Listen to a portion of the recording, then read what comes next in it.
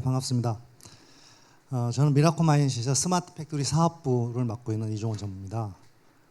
저희 대표님이 SDF에 대한 소프트웨어 디파인드 팩토리에 대한 정의를 해주셨고, 또 교수님이 경험에서 우러나오는 좋은 말씀들을 많이 해주셔가지고, 저는 이제 그 부분 약간 짚고요. 그 다음에 저희 미라콤이 그럼 이 부분을 어떻게 준비할 것인가, 그리고 제 뒷세션에서는 저 미라콤이 갖고 있는 이제 솔루션과 플랫폼에 대한 로드맵을 말씀드릴 건데, 앞에서 말씀하신 거 약간 서로 짜지는 않았는데 중복된 부분들이 좀 있었습니다. 그래서 그거는 생략하고 넘어가도록 하겠습니다.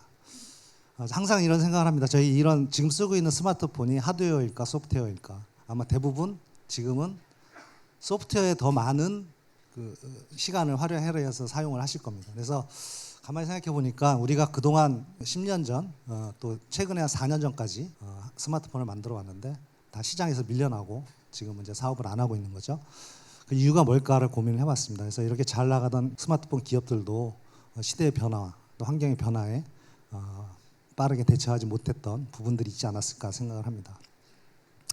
그 당시 이제 스마트폰 시장을 철수하면서 많은 분석들이 나왔죠. 그 중에 대부분의 기업들이 물론 시대에 이제 여러 가지 이제 기기적인 요소도 있었지만 너무 하드웨어 플랫폼 기반으로 하드웨어를 강조하다 보니까 소프트웨어에 너무 소홀하지 않았냐, 뭐 이런 얘기들도 있었고요.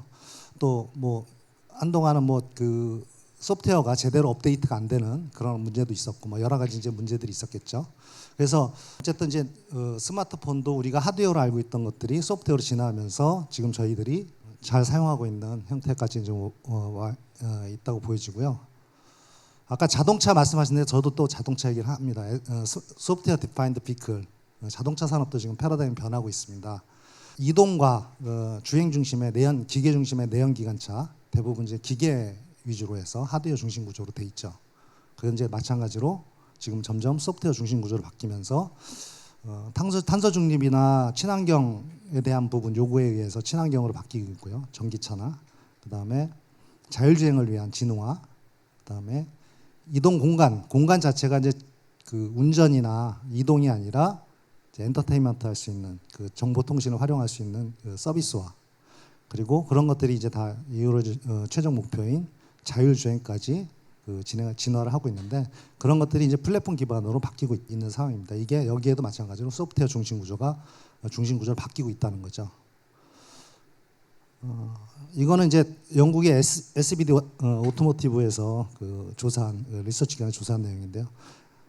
소프트웨어 디파인드 비클은 지금 다양한 그 선두 자동차 기업들도 진행을 하고 있고, 우리 현대자동차도 많은 선진 앞서서 진행을 하고 있습니다. 과거에 대부분 기업들은 자동차에 들어간 소프트웨어들을 외주 개발을 해서, 소프트웨어 이제 간단하게 누구나 개발할 수 있는 부분이라 생각을 하고 외주 개발했지만, 지금은 다 자체적으로 소프트웨어를 개발하고 많은 투자를 하고 있어요. 그리고 1.5년 단계, 우리가 이제 주행을 목적으로 하는 단계에서 디지털 단계로 2.0 단계, 그 다음에 지금은 아까 OTA라는 오버 디 에어 같은 그 자동 업데이트하는 그런 기능까지 와 있고요.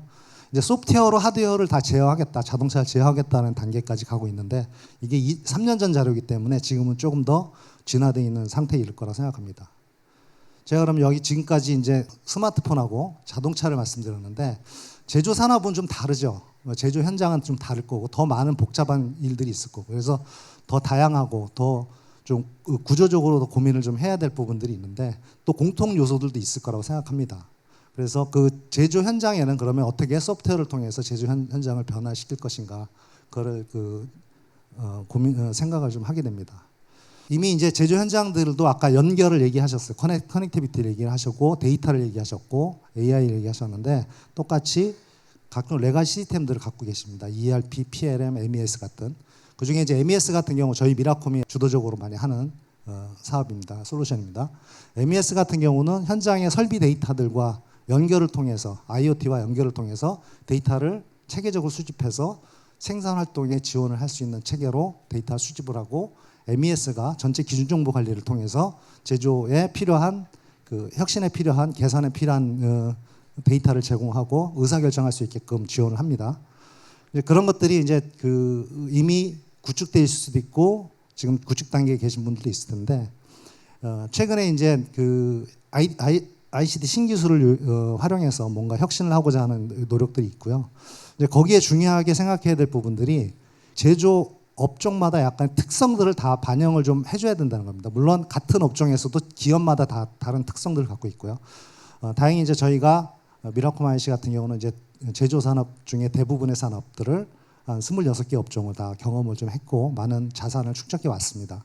그래서 이런 그 제조 업종의 특성과 MES나 ERP에 있는 데이터들 거기에 신기술 접목해서 새로운 가치를 창출하고자 하는 부분들이 제조 산업에서의 필요성을 느끼고 있는 부분이고 여기에 대부분의 근간이 소프트웨어로 이루어져 있다고 보시면 될 것 같습니다.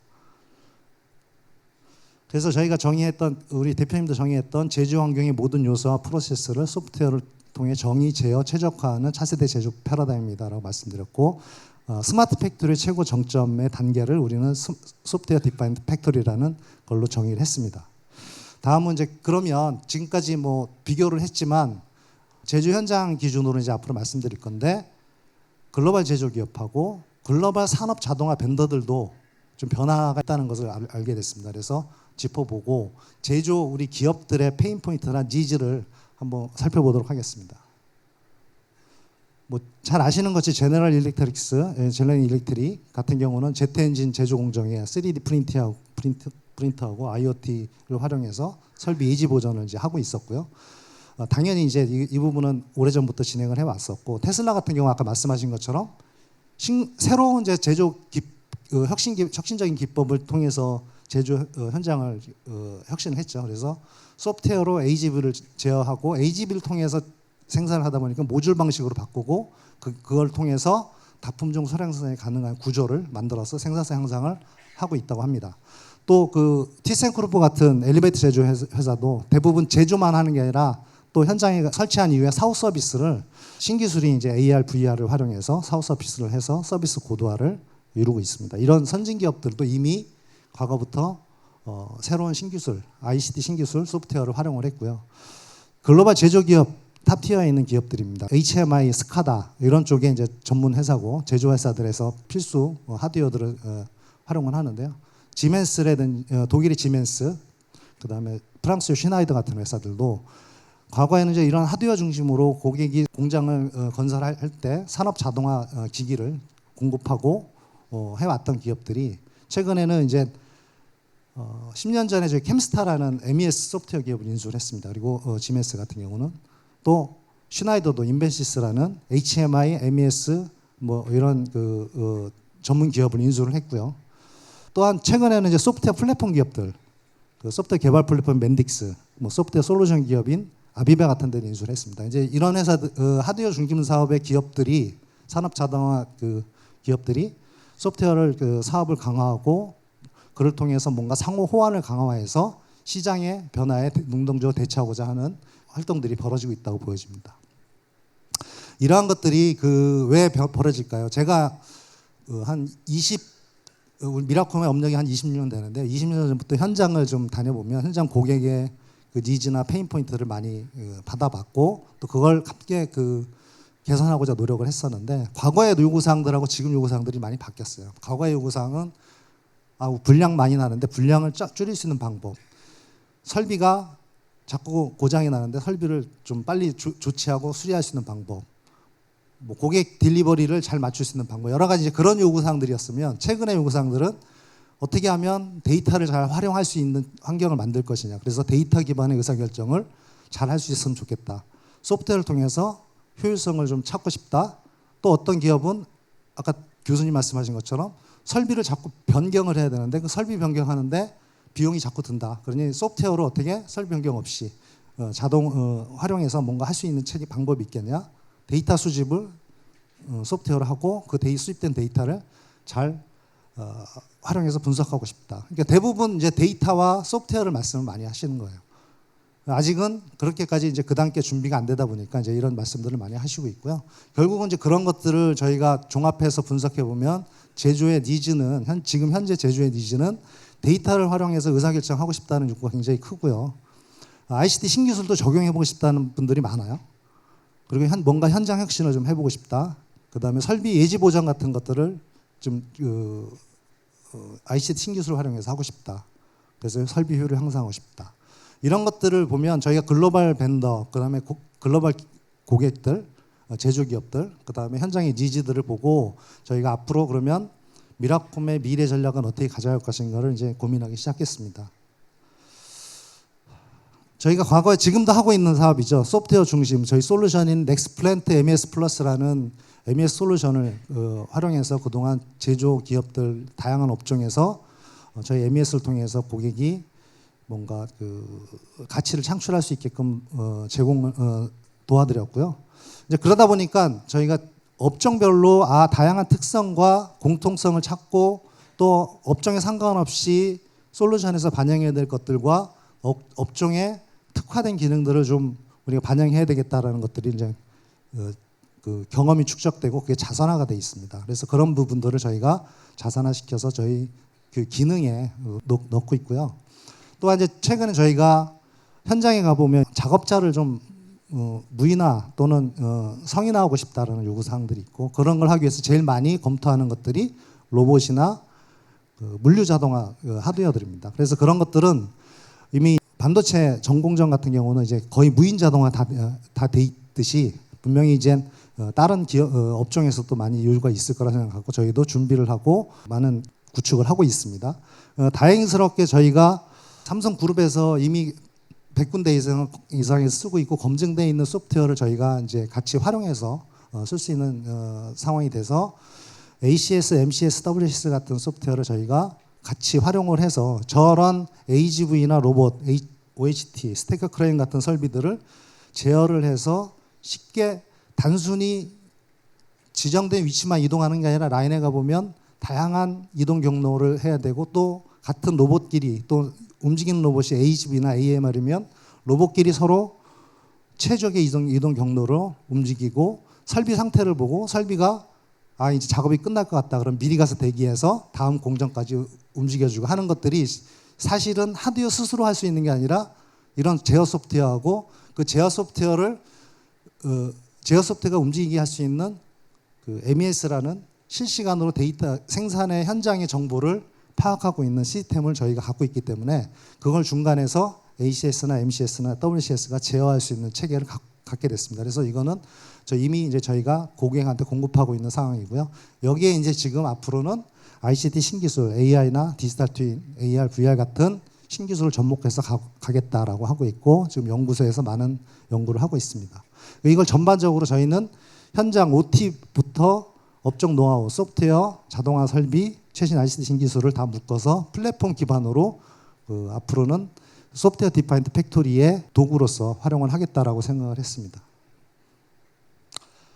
이거는 예를 좀 전에 제가 말씀드린 걸 잠깐 예를 말씀드리면 이게 AGV 저희 그 디지털 트윈 기술로 이제 동영상을 만든 건데요. 이거는 그냥 일반적으로 그냥 AGV가 스스로 알아서 돌아다니는 것 같지만 어떤 설비에 가서 원자재를 공급해야 되고 또 중간에 반제품이 발생하면 그 반제품을 다음 창고에 넣을지 다음 공정 설비에다 넣을지 이런 것들이 사실은 MES에서 기준 정보를 갖고 있다가 저희 ACS나 MCS라는 제어 소프트웨어를 통해서 하드웨어까지 연결을 통해서 하드웨어에 컨트롤할 수 있게끔 해주는 거죠.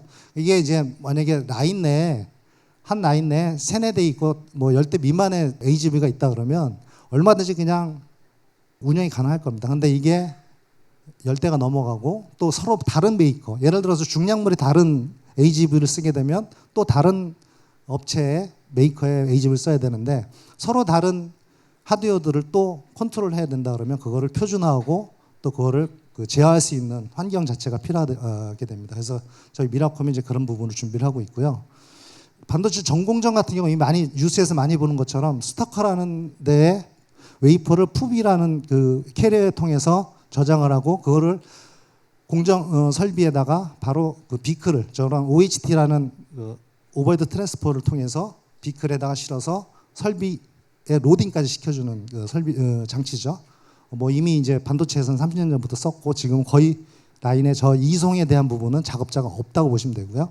저런 그것들도 실제로는 그냥 스스로 알아서 돌아가는 것 같지만 상위에 MES가 있고 MES 안에 디스패칭이라는 소프트웨어가 돌아서 MCS를 통해서 OCS나 SCS를 통제해서 가게 되고 그래서 반도체 같은 경우는 설비 가동률이 또 굉장히 중요하기 때문에 설비가 생산 중일 때 몇 분 후에 끝날지를 알고 미리 가서 대기하고 있다가 끝나자마자 다시 OHT를 통해서 다음 공정까지 이송하는 형태까지 다 가죠.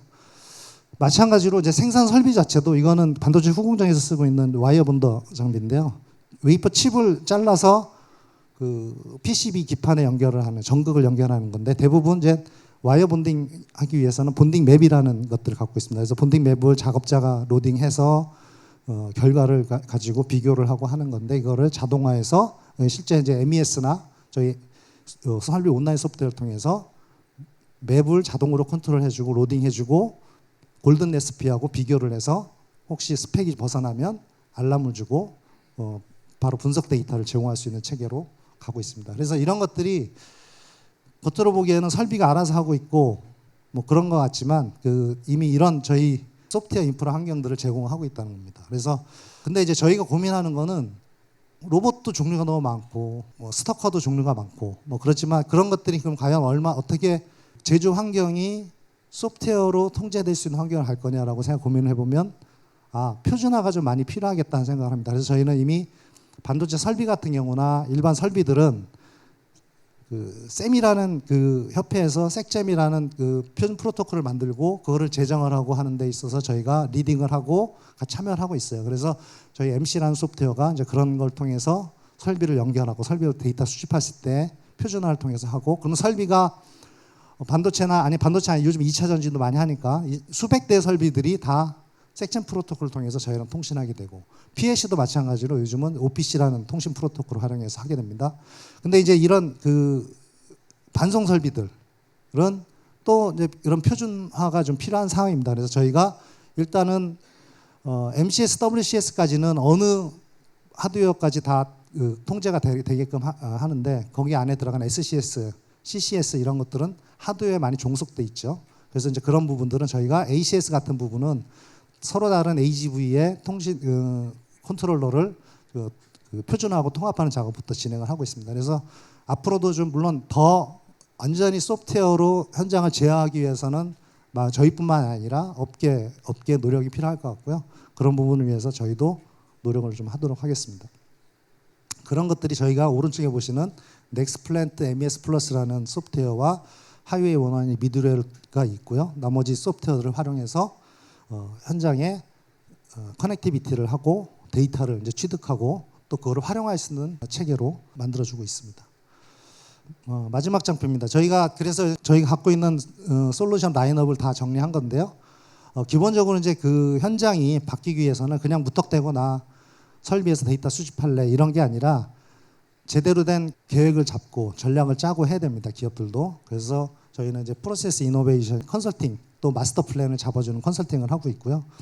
또 저희가 SAP라는 ERP를 구축하는 SAP 파트너이기도 합니다. 그래서 이미 여러분 알고 계시는 MES, QMS, EES 같은 우리 제조 현장을 이제 개선하는 소프트웨어들을 이제 이미 갖고 있지만 이걸 다 디지털 플랫폼이라는 미라콤 디지털 플랫폼이라는 플랫폼으로 다 통합을 했고요.